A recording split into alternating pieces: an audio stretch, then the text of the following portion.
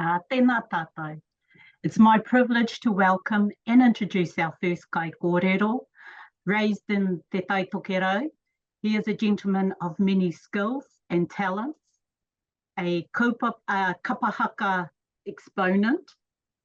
He was a kaiako in English medium and kura kaupapa Māori. He recently graduated with a Masters of Education with first class honours in Māori medium education. And in his spare time, he is the Mayor of the Far North. Nō reira, tēnā koe e te kahika, e te rauhuia, aha ko ngā take nui o te wā, aha koa ngā kaupapa matua kei o pukohiwi, kua whai wāhi mai ki tēnei kaupapa, ki tēnei huihuinga o tātou. Nō reira, nau mai, hakatau mai, ki tēnei wānanga o ngā rauhuia. Tēnā koe, kia ora moko. Tēnā koe mihi nui ana ki a koe e te whae te whanaunga o te kāinga nei. Thank you very much for that beautiful introduction and the invitation from the Teachers Council of Aotearoa New Zealand to be the guest speaker for this Rauhuia Symposium today. And what a kaupapa as well. Mano te whenua ahika, how do we keep the home fires burning for future generations of leaders, exploring concepts of intergenerational knowledge, future-focused education, and clearing a path to the future. Whew, that's pretty fierce. I really wanted to start with this slide here, and it's a photo that I took on the 5th of February this year at the Waitangi Treaty Grounds at Te Whare Runanga. For most of the country, you have a Waitangi Day. For people of the Far North, for Northlanders, we have a Waitangi Week. So I was over there and looked over at our Whare Runanga after doing an interview and took this photo, and we now use it for all of our citizenship ceremonies in the Far North.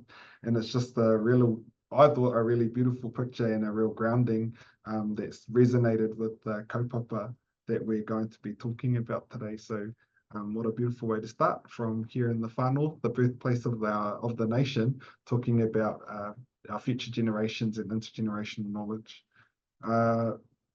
Just a little bit about me, ko waiahau.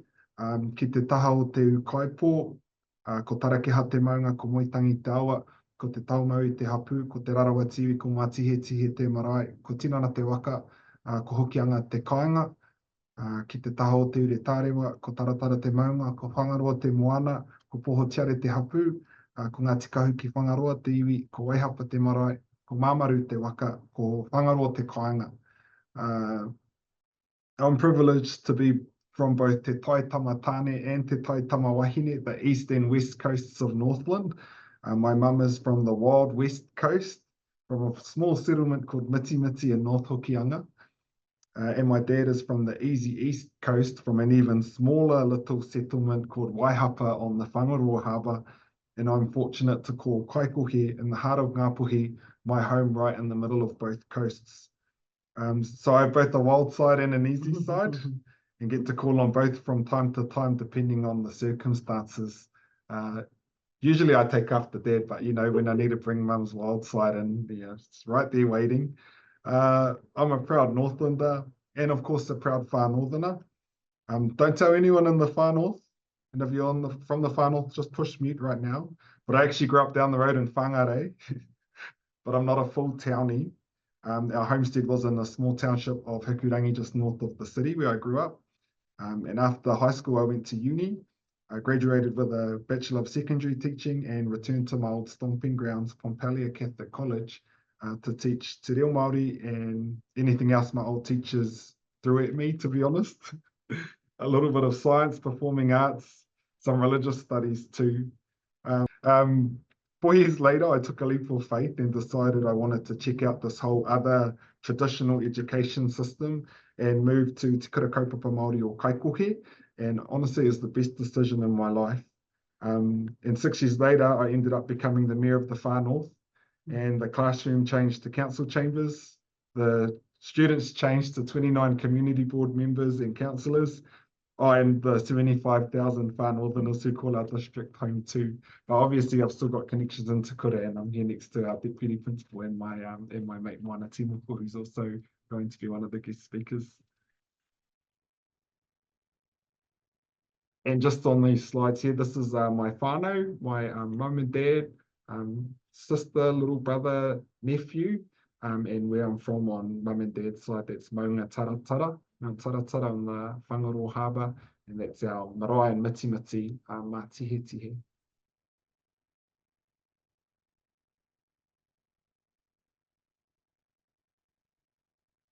So, Te Heku o Tika, the tail of the fish, or in English, commonly known as the Far North.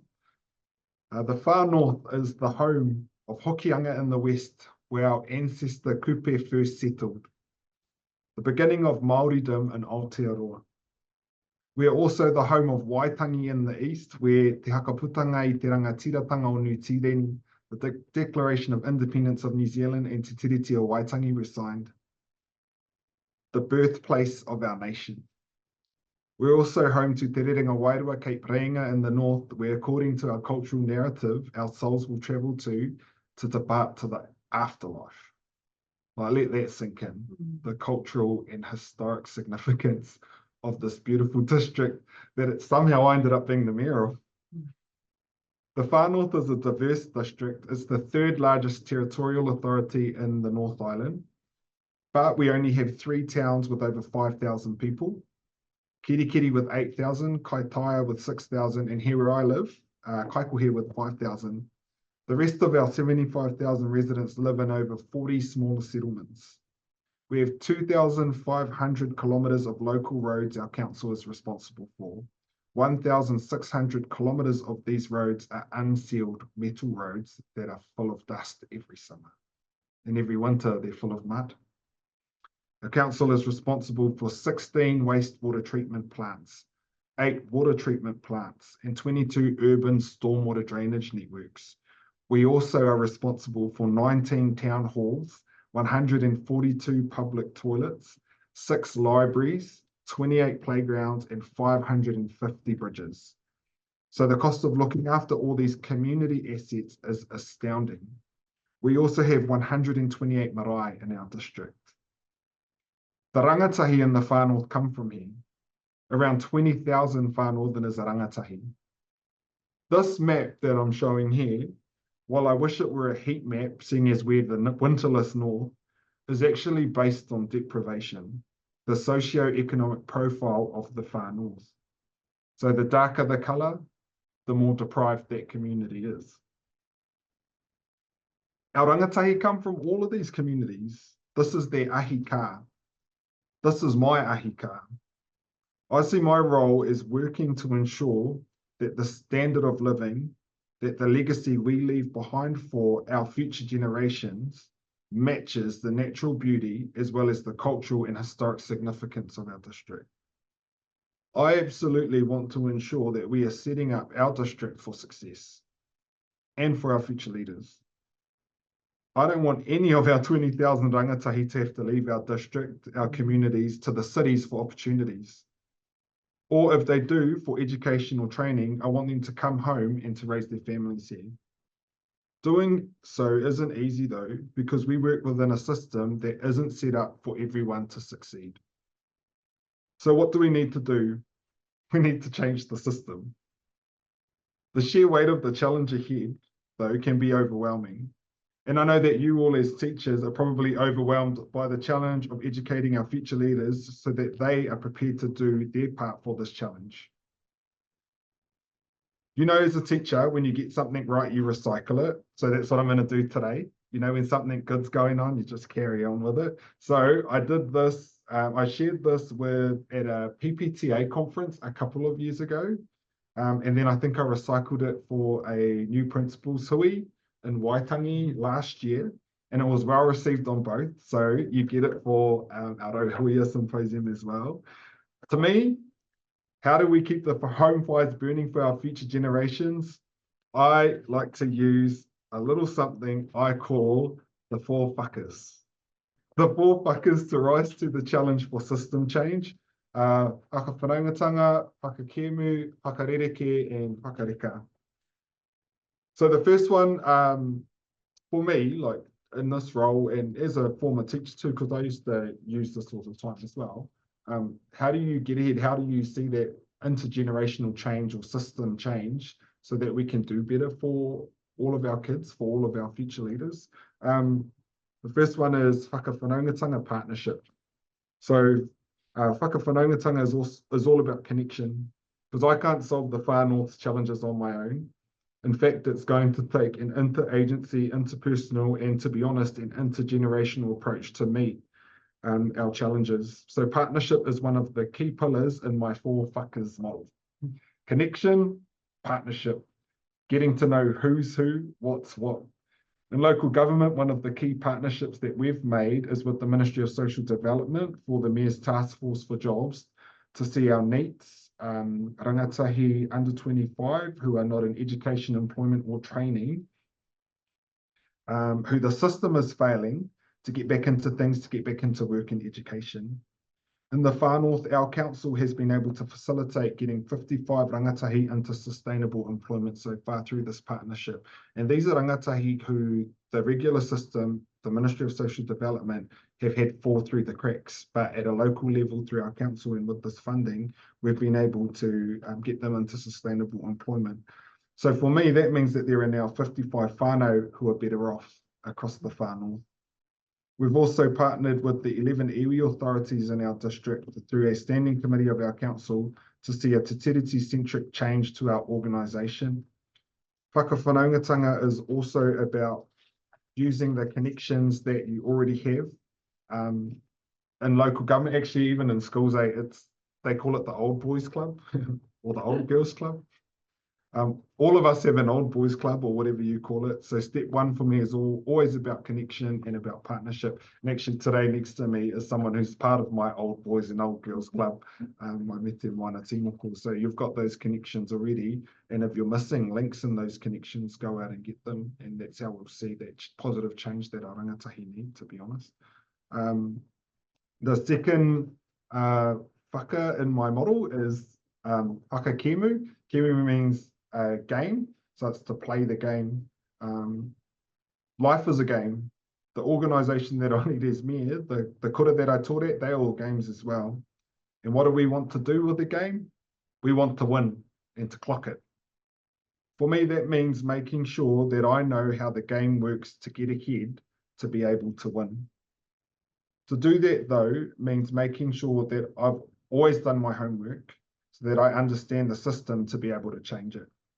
In local government, that means knowing the legislation that gives us our authority, the Local Government Act, the Local Electoral Act, our own processes, the long-term plan, the annual plan, the district plan, and all the acronyms under the sun in the alphabet that government departments seem to love.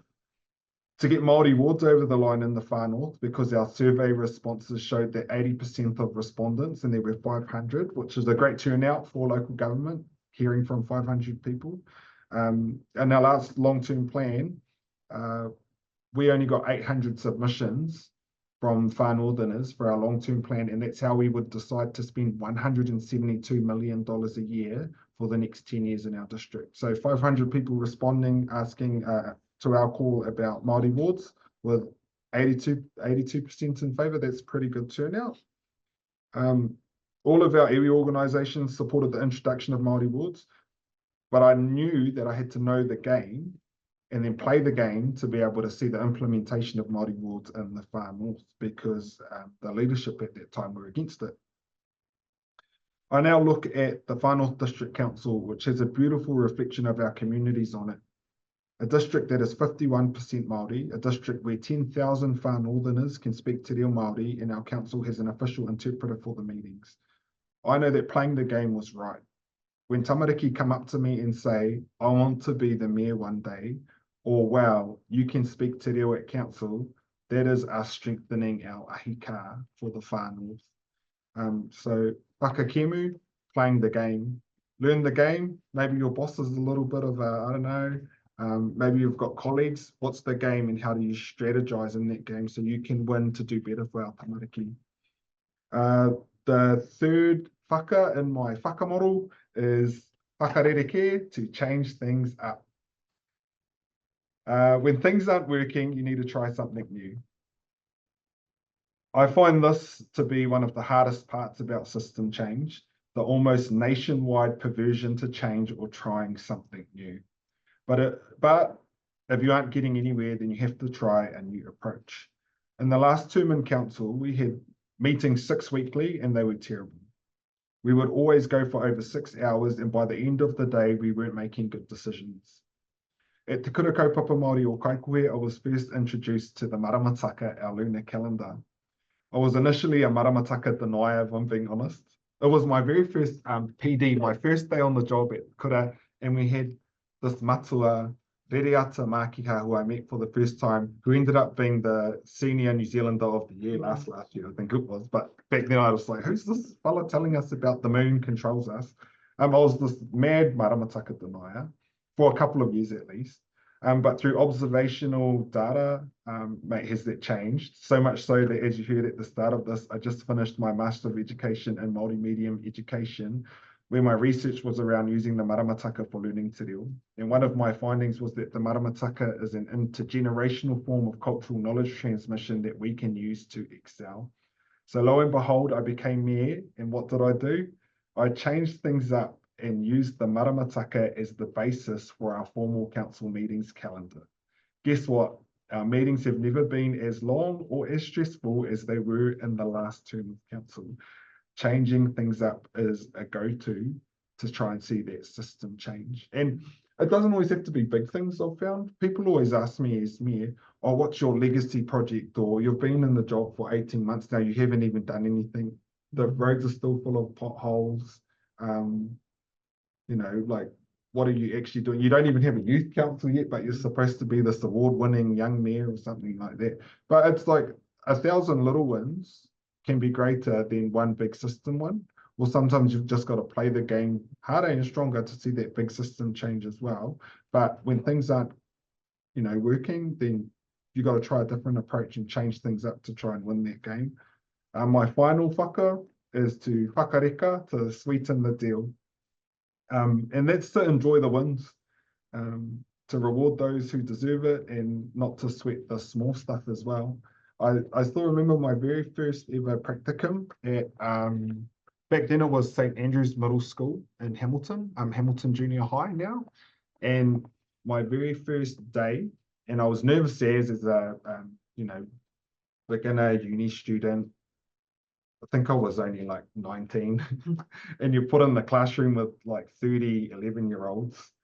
And I was with this teacher, Kim, who I thought was grumpy as, it was so funny. And then afterwards, she like told me, like, you always come down hard and then you ease up after, and you know, that will help you. And she was teaching me the game, you know, like, how do you play this game called Teacher Thug Life? But she gave me this one piece of advice, and that was, to always look after the office staff or the office girls. And then if you look after them and they respect you, then your like entire career in life is going to be easy. And she's like, and you do that by learn what coffee they like, or you buy them chocolate, or you bake for them. And guess what? They're going to be, you're going to have the best career in your life.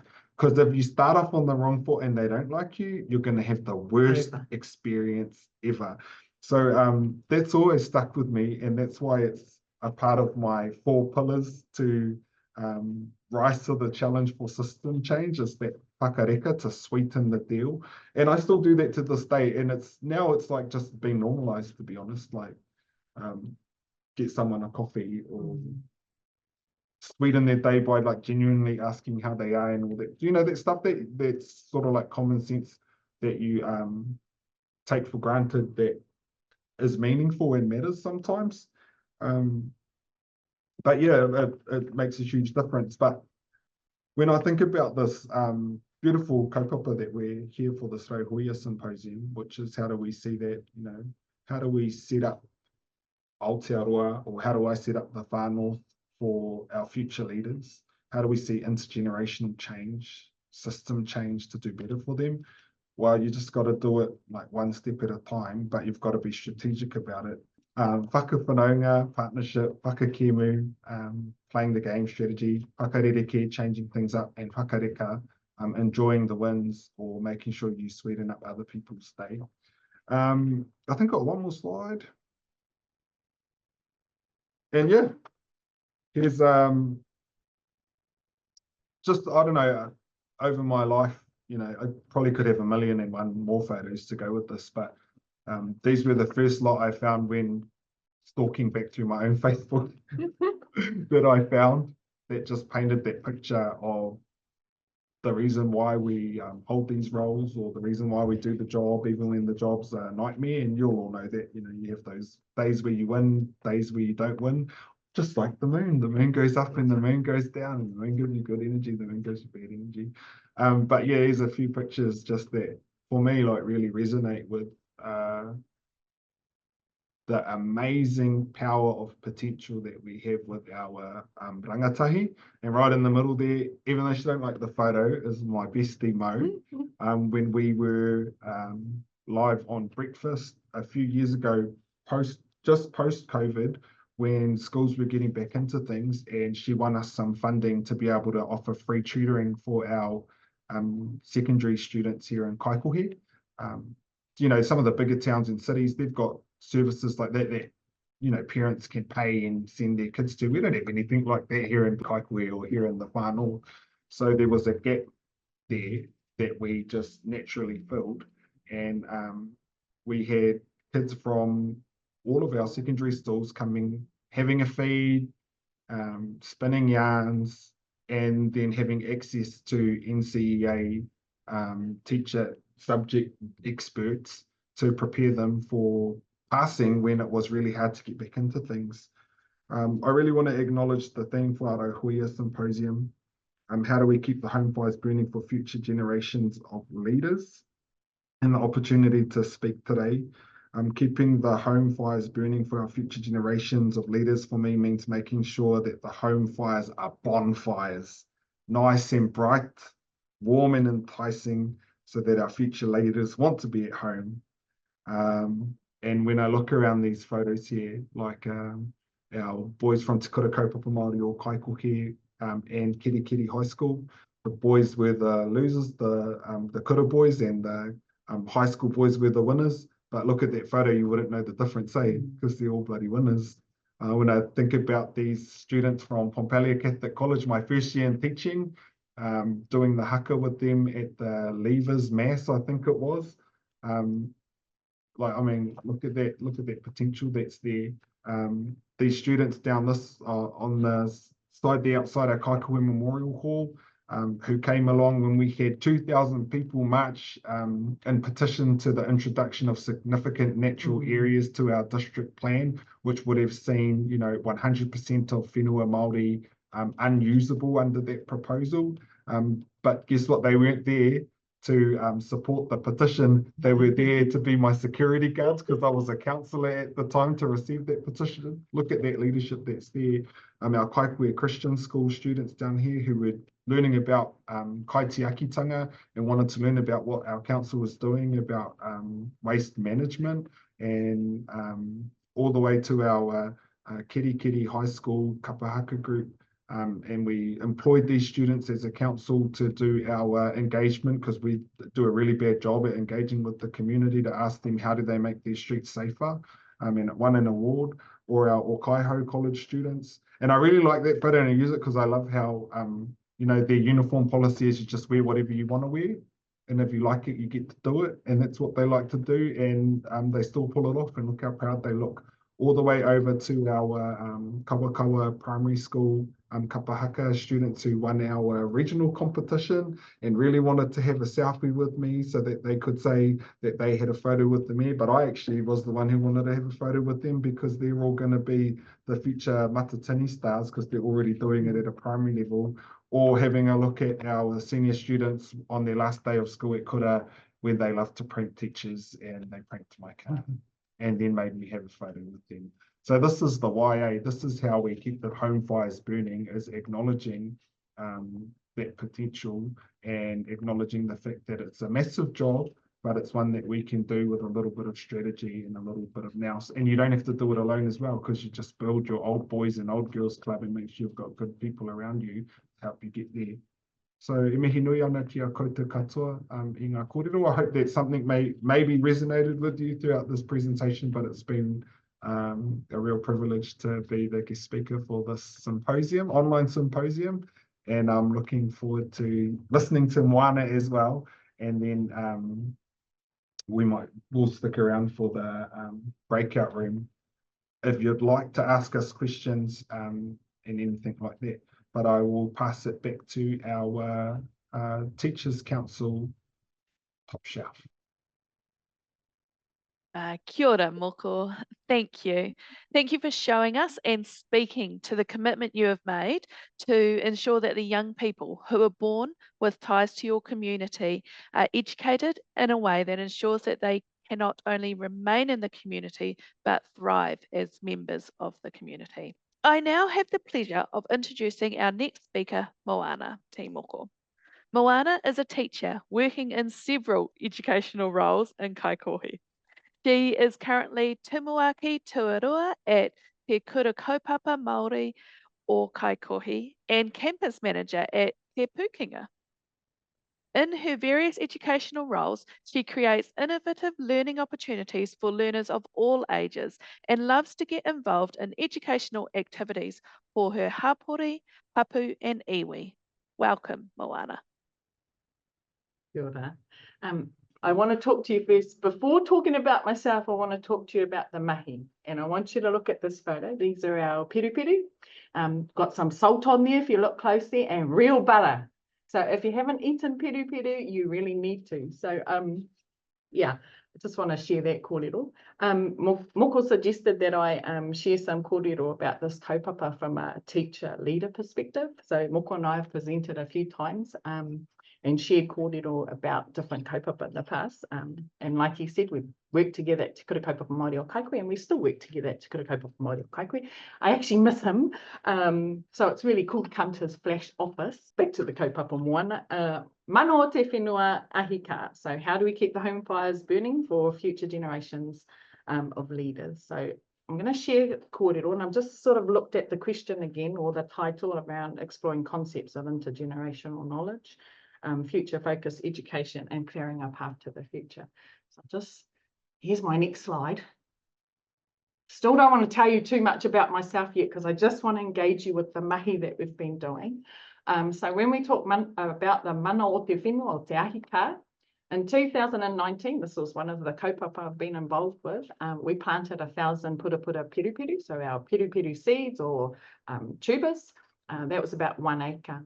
In 2024, this year, we're planting out 400,000 purapura pirupiru, and we're hoping to grow at least, cover at least 30 acres plus up on the Ngāwha Innovation Park. So I guess my point around this is to actually get busy. And you would have heard a lot of the jobs that I do. I'm one of those aunties who has a lot of jobs. I'm that auntie. Anyway. You're the auntie from Boy. Yeah. So probably just a bit about pirupiru. So up here, we still refer to pirupiru as pirupiru. Some people will refer to a specific variety as pirupiru, and down the line, a lot of people will refer to them as taiwa. So that's just a little bit of info for you. Let's change to the next slide. Right. And here's a little bit about me. And there's heaps there. So no ngaitu te aru, te mahurihure, and I hail from the Hokianga. I live here in the heart of Ngāpuhi and Te Pū Te Whike. Kaikohe is home. Tumuaki Tuarua at the Kura. I'm also our Pou Arataki, and Moko and I actually shared that role of our wharekura, our year 9 to 13 students. I'm the campus manager at Te Pukenga Ngāwha on behalf of our kura. Our kura actually have a contract to manage the space. And the benefits of that is that we get to use the space as well. So we have all of our English instruction off site now, and we have classes up there, and we take a bus up, and our kids own the space, and they get to work alongside adult students in the space as well. If you haven't been to the Ngāwha Innovation Park, it's really cool. So if you get there, everything is fresh. It still smells new, and it's quite a special place to be. I'm also the director of Aotearoa Limited, which is our whānau company, and we create spaces for learning potential. And at the moment, we're creating spaces for piripiri potential. Now, this is actually a different photo, but I just want to explain my little cheeky smirk there. But my main job actually is I'm a mother, I'm a daughter. Sometimes people refer to me or call me Whaia Mo or Auntie Mo or Klani Mo. I'm very busy. I'm full on with study. I've just recently received an Atlantic Fellowship for Social Equity through the University of Melbourne. And what I'm really enjoying about that is that every assignment that I work on has to relate back to the mahi that we're doing with our piripiri. I've learned to contribute by getting involved with educational kaupapa here, and I'm a bit of an education hustler. So you got to work hard for our students, for our kids, for our whole hapuri hapu iwi. So I looked at the title of this kaupapa and I thought I would break it down a little bit. So part of the title was around exploring concepts, but I thought, well, how do we keep the home fire burning for future generations of leaders to ensure that we are exploring concepts of intergenerational knowledge and providing future focused education or clearing a path to the future? So I sort of broke that down. Just got to find my notes here, make sure I'm on the right slide. And that's what I want to talk about. Anyway, so just to maintain your engagement and attention, I've lost what number slide I'm at actually, Moko. Number 12, kapai. Here's Moko in front of our gardens. So this was in 2019, and that's our 1 acre plot. And then on the right side, this is part of the plot that we're, this was last year, part of our piripiri gardens on the Ngāwha Innovation and Enterprise Park. So then just to really talk about that, when we talk about ahika, like you really do need to be at home. So that's in front of my mum and dad's house, and this is in Ngāwha, and you need to be contributing to your hometown. So that's for me. So here's Moko, like I said, standing in front of that garden. And at the Ngāwha Innovation and Enterprise Park, that's Ngāti Rangi territory, and it's very close to, if not on, the papakainga that used to actually belong to my great-great-great-grandmother, Krani Te Owai. So I have a special connection to where I'm working.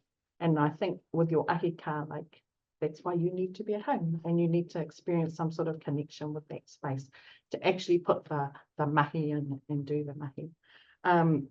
We have to look after this whenua, which involves looking after the mauri of the space to ensure that, like, our kai grows. So we have to really care for this space to make sure that we grow our piripiri well.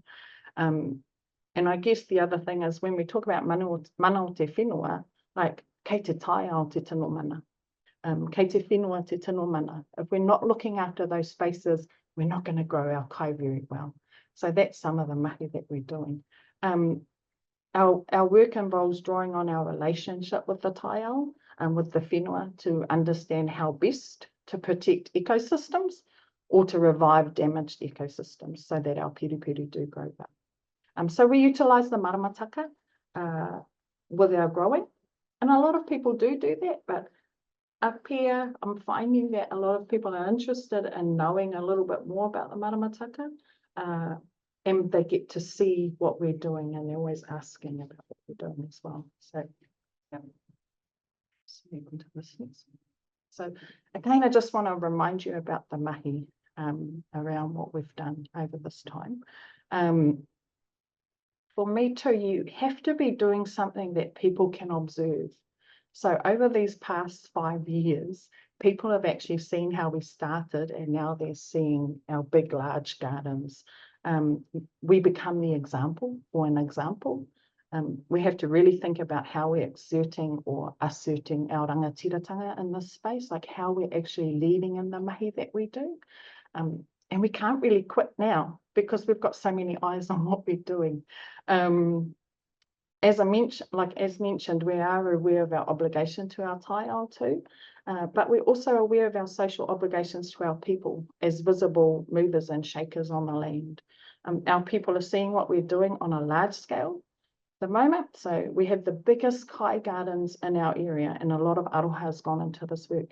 And we're in Kaikohe, and Kaikohe should be booming with huge mahinga kai, huge gardens. So we're hoping to bring that back. We intend to expand our operations and are also currently exploring different piru product options. So watch this space. We are creating spaces for learning potential. So we've done a few things, but at this time, we're creating our spaces for piru potential through our company.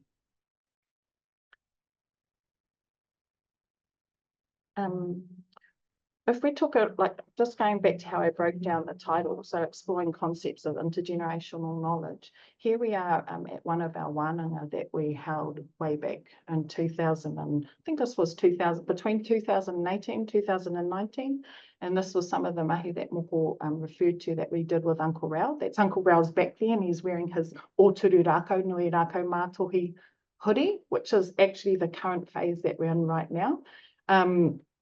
So we aim to reconnect or connect people with some of our kōrero tuku iho, our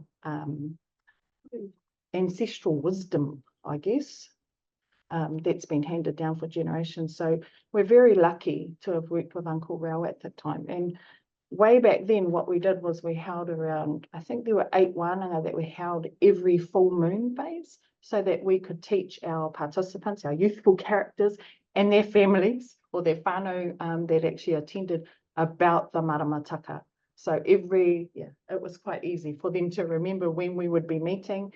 And the main aim really was to help them remember the names of this particular phase, and to also understand that their energy levels would be really high. So we engaged them in quite energetic type activities to make sure that we maintained engagement from our youth. And then we had a bit of a wānanga kōrero. Do you want to talk a little bit about that, Moko? Oh, we did Sorry, some Ray. awesome things with our tamariki and their whānau, like midnight ki ora hi competitions during a full moon phase. So our intergenerational cultural knowledge tells us that during a full moon phase, you're going to have more energy. Because you know, that's where the word loony comes from. Everyone's got high energy, and you'd only need 3 hours sleep. So we put it to the test. We had overnight wānanga with our students, and we didn't let them go to sleep. We stayed up all night and then took them on the cycle trail for midnight bike rides, bring a headlamp. We did midnight ki ora-hi, we did baking, we did wānanga, and would get everyone around and talk about it. So it was like lived experience to live what we were learning, which was really cool. Yeah. And I guess with, if we think about providing future focused education, like we would often draw on some of the teachings of some of our other tohunga.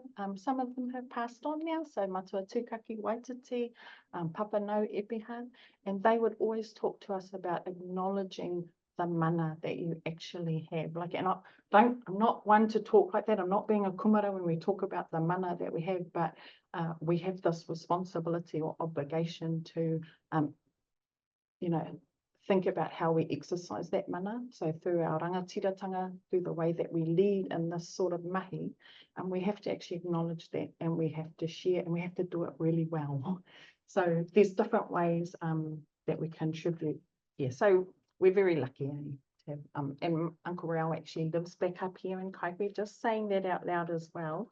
Mainly because he moved home to come home, but he's actually very busy all across New Zealand. I think he's even busier now sharing more kōrero about the maramataka in different spaces. I'm just acknowledging his mahi and his contribution to us at home and at the kura. Just want to share this photo. So without going too deep, we have a whakapapa obligation to continue on. For those who have guided us in the past. So we're growing whenua, growing piru, sorry, on whenua that connects me to my great-great-great-grandmother, like I mentioned. But as another example, this is my partner Tahu. He's my ringa raupa. So he does all the hard work.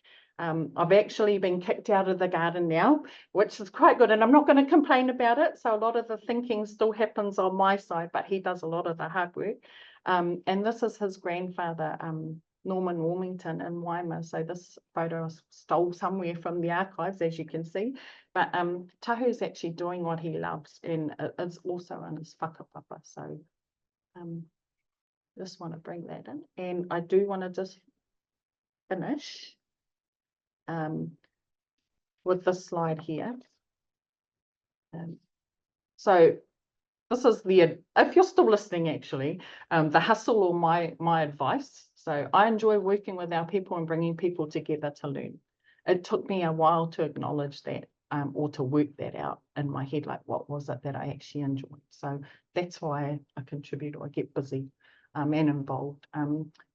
I like feeling the vibe or struggles and knowing the aspirations of the people that we work with here. It provides purpose and motivates momentum to make things happen.